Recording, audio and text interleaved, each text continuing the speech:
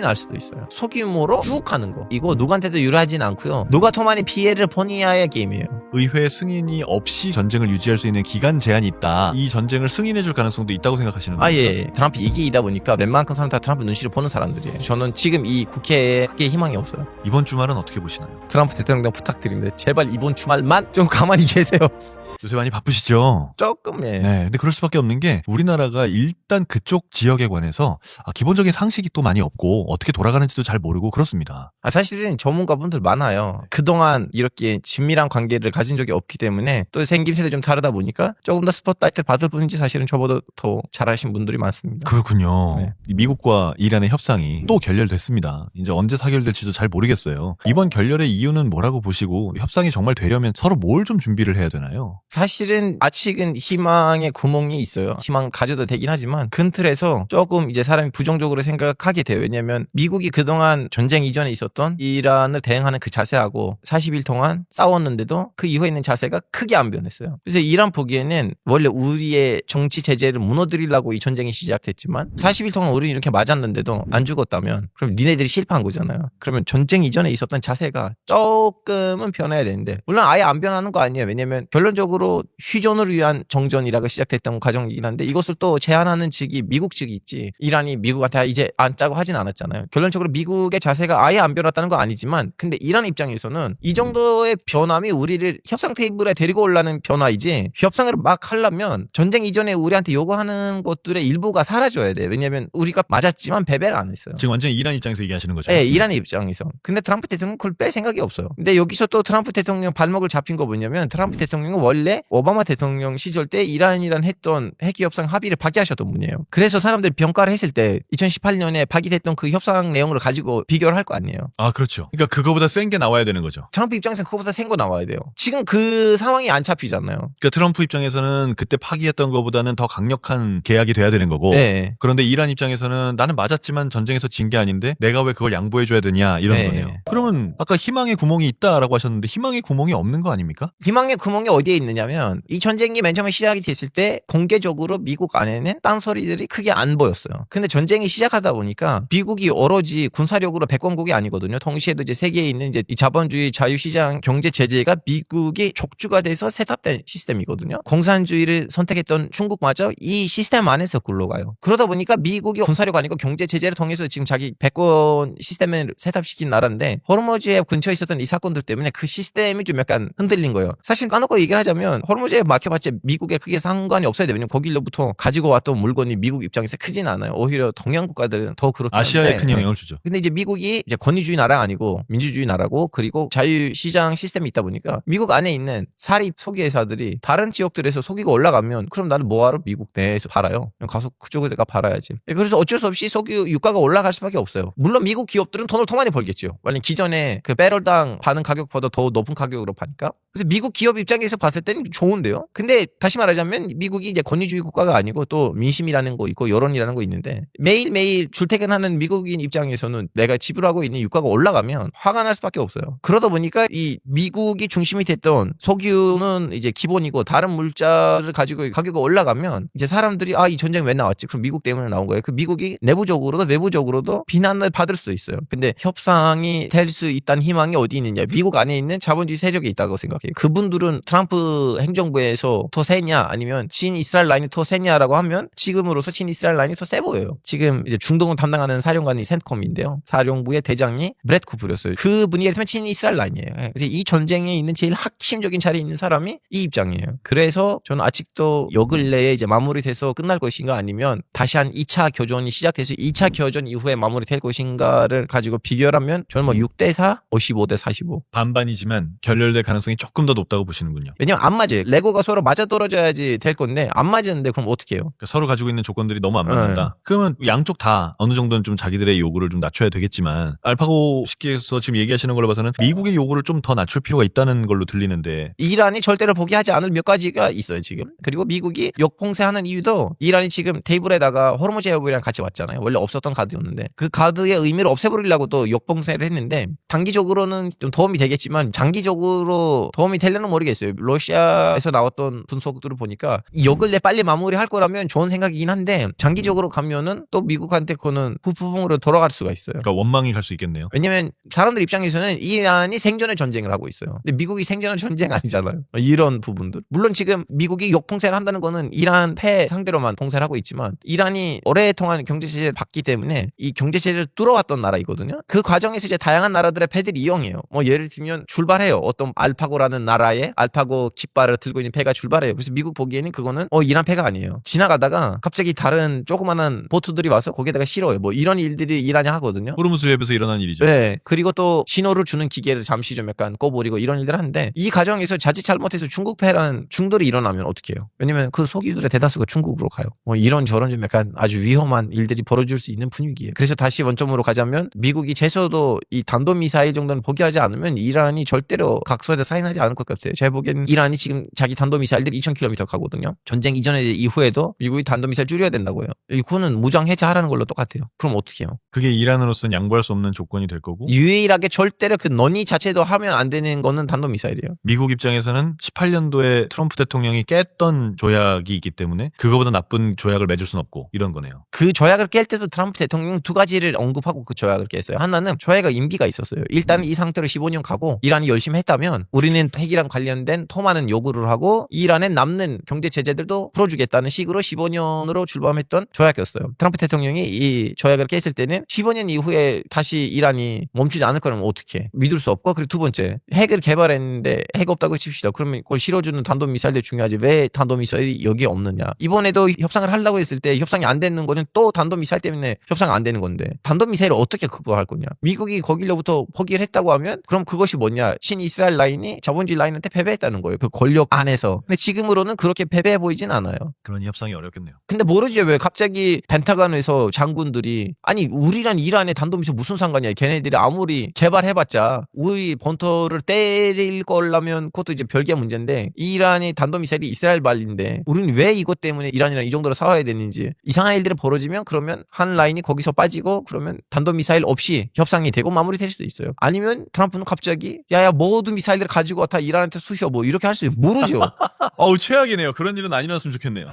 아까 2000km의 탄도미사일 이걸 미국이 제한하고 싶을 거다라고 했는데 사실 그 미사일이 미국까지 날아가는 건 아니잖아요. 미국까지 그걸 개발하려면 시간을 두고 개발해야 되는데 근데 이란이 북한 같은 나라가 아니에요. 북한이 지금 자기 정권이 불안하니까 나 건들리지 마라 아니면 내가 너 본토에다가 미사일 쏠 거야. 그런 입장인데 이란이 아무리 건들려도 안 무너져요. 그래서 이란이 갖고 있었던 안보 의식하고 북한이 갖고 있었던 안보 의식이 같지는 않아요. 그래서 이란의 오로지 모든 군사 전략 가운데 이스라엘이 있어요. 그럼 그 2000km 탄도미사일은 이스라엘을 목표로 하는 거예요? 그렇죠. 그럼 미국이 2000km 그걸 규제하는 것도 이스라엘을 지켜주기 위한 거군요. 그래서 이란한테 얘기하는 거는 500km, 300km. 이란도 그 얘기를 300km, 500km 안에는 나를 때릴 나라가 없는데.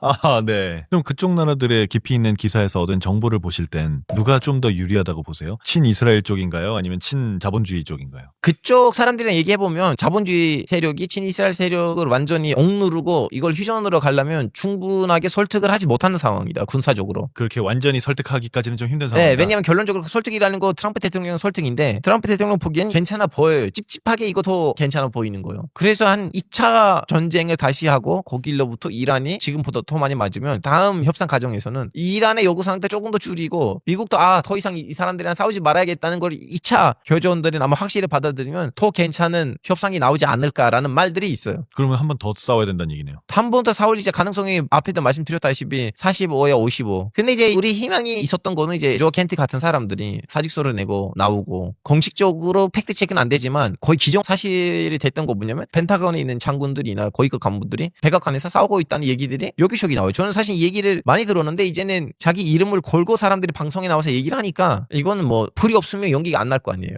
왠지 거기에 무슨 풀이 났나 봐요. 그래서 이 정도로 연기가 나온 것 같다는 식으로 확실히 이쪽이 너무 이제 화가 나기가 시작했나 봐. 그래서 이 사람들의 입김이 세면 45%가 작동이 돼가지고 마무리되는 거죠. 그러니까 친이스라엘 쪽이 훨씬 더 강했고 그렇기 때문에 이 전쟁이 시작이 된 거였는데 지금은 그거에 반대하는 친자본주의 쪽이 좀 많이 싸우고 있다. 이건 확실한 거네요. 전쟁이 40일 걸리면서 확실히 그 사람들의 주장을 뒷받침할 만한 분위기들이 나왔죠. 왜냐면 보서에 지금 물건들 안 가잖아요. 제 아는 친구가 한국에 있는 화학 물질을 이제 유럽에다가 파시는 일을 하시거든요. 영국에 거주하고 계시는데 지금 못해요. 왜냐하면 업체들이 가격도 안 불러줘요. 그냥 불러봤자 너무 세게 부르고, 그리고 갈 때도 예전에는 호르무즈 해협 때문에 싸게 루트들이 있거든요. 근데 지금 다 희망복을 넘어가고 가야 되는데 그러다 보니까 예전만큼 일이 잘 안 돌고 있어요. 그 미국에 그런 법조항이 있다 그러던데 대통령이 긴급한 상황에 전쟁을 개시할 수 있지만 의회 승인이 없이 계속 그 전쟁을 유지할 수 있는 기간 제한이 있다. 그리고 그 기간 제한이 5월 1일이다. 트럼프 1기였으면 거기에 대해 희망을 걸 텐데 트럼프 2기이다 보니까 웬만큼 사람 다 트럼프 눈치를 보는 사람들이에요. 그래서 저는 지금 이 국회에 크게 희망이 없어요. 그러면 이 전쟁을 승인해줄 가능성도 있다고 생각하시는 거예요? 예. 저는 거기로부터 문제 없다고 보고, 그리고 법적으로 장난을 칠 수 있는 거 뭐냐면 이란 혁명 수비대는 미국 안에서 테러 조직으로 지정돼 있어요. 그래서 나 이란이랑 싸우진 않아요. 나 테러 조직이랑 싸우고 있다고 하면 충분히 관세 전쟁보다도 트럼프 대통령이 유리해요. 법적으로는. 그럼 미국 내 법으로도 큰 영향은 없을 것이다. 그거 아시죠? 베네수엘라 전쟁 때 터지기 전에 작전이긴 한데 베네수엘라 정부를 테러 조직으로 등재하려고 하는 찰나에는 터졌어요. 왜냐면 혹시나 유사시에는 예상한 만큼 작전이 매끄럽게 진행되지 않으면 국회에 승인 없이 싸워야 됐는데 법적인 대두리가 없었기 때문에 그거 하려고 했었던 거였어요. 그걸 생각하면 지금 혁명수비대는 이미 테러단체로 지정이 돼 있으니까 문제가 없을 것이다. 네. 그 문제가 없다는 거는 좀 더 슬픈 얘기네요. 어떻게 보면. 저희는 사실 그것 때문에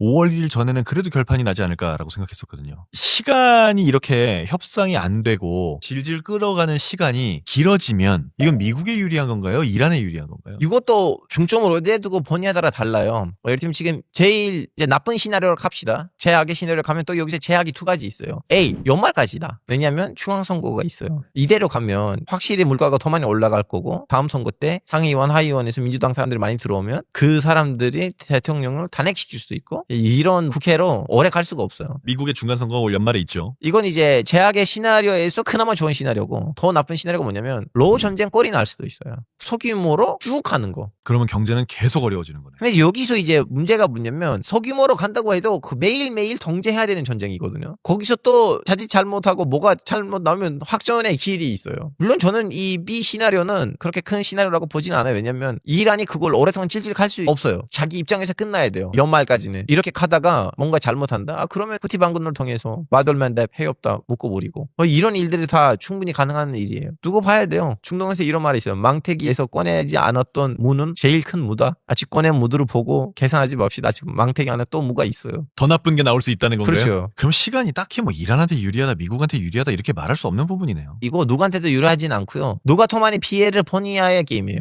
그리고 누가 더 이 고통으로부터 버틸 수 있는 힘이 있느냐의 게임이에요. 그렇게 치면은 미국이 훨씬 유리한 거 아닙니까? 미국은 사실 나라 자체가 뭘 피해를 받는 건 없잖아요. 그렇긴 한데, 근데 미국은 민주주의 국가예요. 이란은 권위주의 국가예요. 이 전쟁을 주도하는 건 트럼프 대통령이에요. 트럼프 대통령이 12월 이후에는 같은 권력을 유지할 수가 있을까? 이대로 가면. 그럼 중간 선거를 생각한다면 선거하기 전에 9월 말 10월 그쯤엔 정리가 돼야 되는 거네요. 트럼프 입장에서는 그렇게 돼야 되죠. 왜냐면 이미 지금 미국에서는 그 얘기가 나오기 시작했어요. 헌법 25항 대통령이 자기 일을 못할 정도로 아프거나 아니면 정치적인 문제가 있으면 교체해야 된다. 이미 미국 언론에서도 이걸 토론하는 사람들 시작했어요. 이거 빨리 탄핵을 시켜야 된다고. 지금 의회는 공화당이 좀 더 많지 않나요? 양쪽도 공화당이 많고요. 근데 이대로 가면 거꾸로 될 수가 있어요. 그럼 상황을 좀 종합해 보면 어쨌든 우리가 제일 희망하는 건 더 이상 사람이 죽지 않고 모든 사람이 자유롭게 경제 활동을 하고 평화롭게 사는 거예요. 그렇게 되려면 뭐가 필요하나요? 답이 없어요 지금. 최근에 와서 그쪽 나라들에서 민주주의가 있는 나라들은 안타깝게도 극우경화로 갔어요. 예를 들면 제일 대표적인 거 뭐냐면 튀르키예하고 이스라엘. 원래 튀르키예는 이슬람 국가였지만 그래도 이스라엘랑 관계가 좋았고 이스라엘의 전투기들이 튀르키예에서 훈련을 하고 있었거든요. 그리고 이스라엘이 이슬람 국가들이랑 문제가 있을 때는 튀르키예를 어느 정도 중간에 중재도 좀 해주고. 근데 팔레스타인 문제가 해결 안 되다 보니까 튀르키예에서 항상 이스라엘에 대한 반감이 있는 사람들이 있었어요. 왜 튀르키예는 팔레스타인 이스라엘에 관심이 있냐. 예전에 같이 살아서 500년 동안 팔레스타인 이스라엘이라는 거는 오스만 제국의 시리아라는 더의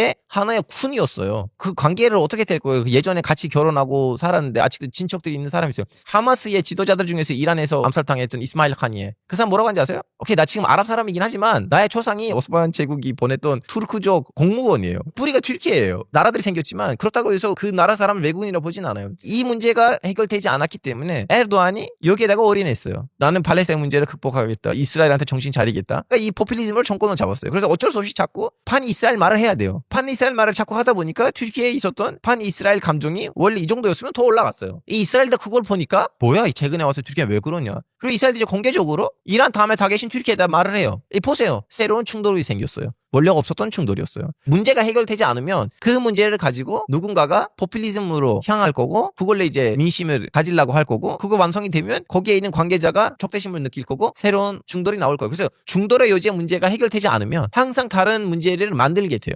그 다른 문제가 지금 굉장히 크게 터진 상황인 거네요. 그중 하나죠. 요새는 주말을 안심할 수가 없습니다. 첫 번째 미사일도 주말이었고 주말마다 트럼프 대통령이 계속 새로운 발표를 한다든가 새로운 공격을 한다든가 그렇습니다. 이번 주말은 어떻게 보시나요? 이번 주말에 문제 없기를 바래요. 제발 좀 약간 가족이란 제대로 좀 돌아다니시면 좋겠어요. 트럼프 대통령 부탁드립니다. 제발 이번 주말만 좀 가만히 계세요. 때리신다면 좀 시간을 두고 때리시든가. 그러니까 그게 부탁을 할 정도로 예상이 안 되는 거군요. 그렇죠. 다 이렇게 깜짝스럽게 있었잖아요. 근데 이란 입장에서 하나만 더 여쭤보고 싶습니다. 어쨌건 지금 공격하는 걸 많이 맞았어요. 많이 맞았지만 나라가 무너질 정도는 아니에요. 잘 버티고 있어요. 그리고 앞으로도 때릴 가능성은 별로 없어 보이고 더 맞을 가능성은 있어 보여요. 그럼 이란도 이쯤에서 멈추고 싶은 생각은 혹시 안 들까요? 멈춰봤자 언젠가 다시 미국이 쳐들어올 거 아니에요. 이란이 미국의 블랙리스트에 있어요. 오케이, 지금 멈출 건데 5년 이후에 10년 이후에 15년 이후에 이 상황으로 이 신정체제로 미국에 안 올 거라는 보장이 있어요. 더 준비된 미국이 더 제대로 때리는 것보다 이렇게 호술하게 시작하는 이 판에서 승부를 보는 거는 이란한테 유리한 거예요. 국가로 보면 또 그렇게 생각할 수도 있군요. 권위주의 국가예요. 거기는 민주주의 없어요. 어차피 신정체제예요. 이러한 전략을 일반 국민들이 반대를 해도 상관없다는 거잖아요. 오히려 휴전이 있다 보니까 일부 국민이 가서 외교부 앞에서 항의했어요. 끝까지 싸우지 그랬어. 무슨 휴전이야. 전 세계에 있는 자본주의 세계가 다 무너질 때까지 우리는 호르무즈해협을 막아야지. 왜 가서 휴전을 하냐고. 왜냐면 거기는 자본주의 시장이 아니에요. 중국도 아니에요. 중국은 그나마 자본주의 시장에 진입을 했단 나라예요. 야, 우리가 예상하는 거랑은 정말 많이 다르네요. 그럼 언젠가 이 전쟁이 좀 결말이 난다면 어떤 형태일 거라고 생각하십니까? 다양한 시나리오들이 있는데 뭐가 나올 건지는 모르죠. 요 근래에는 나폴레옹 보나파르트 같은 사람이 이란 측에 나와가지고 북한 같은 나라로 만들 수도 있고 아니면 미국이란 어떤 세력이 합의를 해가지고 너네 같은 이란 사람들이 여도 신정체제에 있어도 나는 괜찮다고 하는 그런 뭔가 생기고 미국이란 합의 맞으면 미국도 어느 정도 좀 호흡을 맞춰서 다양한 시나리오가 있는데 알 수가 없어요. 이 알 수 없다는 게 이렇게 삶을 불안정하게 만들 줄은 정말 몰랐습니다. 누가 자기 죽음을 알아요? 근데 그게 내가 어떻게 결정하는 거에 대해서 결정되는 게 아니라 나와 전혀 관계없는 쪽에서 자꾸 결정이 되니까. 근데 원래 삶이라는 거 그렇진 않아요. 내가 내일 살아있을 건지는 보장이 누구한테 있어요. 그래서 그나마 중동이라는 곳에 대해서 그 동네의 어떤 지정학적인 역학관계 이런 거에 대한 관심도는 상당히 많이 높아진 것 같습니다. 왜냐면 경제적으로 우리는 너무 묶어져 있어서 그래요. 예전에 6개월 전에도 전쟁이 있었는데 이만큼 관심 없어. 왜냐면 호르무즈 해협이 열려 있었어요. 호르무즈 해협이 이번에 이란이 봉쇄를 안 했다면 이 정도로 한국 사람들 관심 가질려나? 아니지요. 진짜 이렇게 예상하지 않았던 그동안에 전혀 없었던 일들이 일어나고 있는 시점이니까 뭘 예측하는 것도 너무나 어려워졌군요. 이제부터는 사실은 이 전쟁에 대해서 전망을 할 사람이 미국 정치를 펜타곤하고 백악관 사이에 무슨 일들이 벌어져 있는지를 제대로 뚫어온 사람이 맞출 수 있다고 봐요. 더 이상 중동에서는 뚫어올 정보가 없어요. 처음에는 이거였어요. 미국이 8월 첫날 하마네이 죽었는데 그러면 하마네이 죽었는데 이란이 여기에다가 어떻게 반응할 것인가. 그리고 그 반응 이후에는 미국이 이란을 조금 더 이제 궁지에 몰리려고 뭘 할 수가 있을까. 이 질문들의 답변을 이란에서 찾을 수가 있어요. 그래서 저는 그때 그 답변을 해드렸어요. 이란의 이러한 역사, 이러한 지정학적인 배경이 있기 때문에 이란이 이렇게 반응할 거고 미국이 이란을 궁지에 몰아내려면 이렇게 해줘야 된다. 이 질문의 답변이 이란에 있었어요. 근데 지금부터의 질문들의 답변은 와싱턴에 있어요. 근데 안타깝게도 이 질문들의 답변을 찾을 수 있는 거기서 좀 우리가 그동안 전문 기자를 못 키운 거예요. 근데 뭐 다른 나라라더라도 그걸 알 수 있을 것 같지는 않은 느낌이어서. 그래도 다른 언론사들 저는 이제 러시아에서 아니면 중동에서 아는 사람들이 있기 때문에 이제 그분들이 자기 나라에서 나온 기사들을 보는데요. 그쪽 나라들에 나왔던 그 나라 언어로 기사들이 조금 더 깊이가 있더라고요. 똑같은 깊이 있는 기사들이 한국어로도 나와야 되는데 안 나오는 자체가 좀 약간 안타깝죠. 알겠습니다. 오늘 소중한 시간 내주셔서 감사합니다. 아닙니다. 감사합니다. 자, 알파고 기자님과 함께 지금 벌어지고 있는 이란 미국 전쟁에 대한 이야기를 들어봤습니다. 우리 모두가 희망하는 건 정말 해피엔딩 같은 그런 결말이지만 그 결말이 날지 안 날지는 계속해서 지켜봐야겠습니다. 오늘도 영상 시청해주셔서 고맙습니다.